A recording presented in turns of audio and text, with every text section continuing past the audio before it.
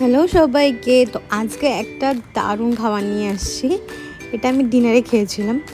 সেটা হচ্ছে গরম গরম গোবিন্দভোগ আতপ চালের ফেনা ভাত, সাথে একটু আলু দিয়ে, আর হচ্ছে মাছ ভাজা আর ঘিটা পুরো ভাতে মেখে নিয়েছি।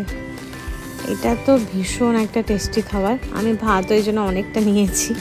মানে ভাত আমি খাই না, কমই খাই, শরীর খারাপ হয়ে যায়। কিন্তু সেদিন মানে এতটা সুন্দর স্মেল বেরোচ্ছিলো আতপ চালটা দিয়ে, আর এই ফেনা ভাতটা খেতে তো এতই ভালো লাগে যে কি করবার।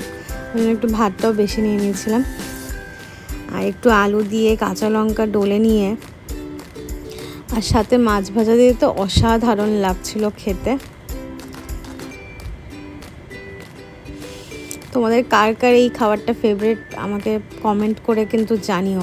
আমার তো এটা ভীষণ ভালো লাগে খেতে। তো চলো আমি ভিডিওটাকে এখানে এন্ড করছি। আজকের মতো টাটা। আবার একটা নতুন ভিডিও নিয়ে তোমাদের সামনে চলে আসবো।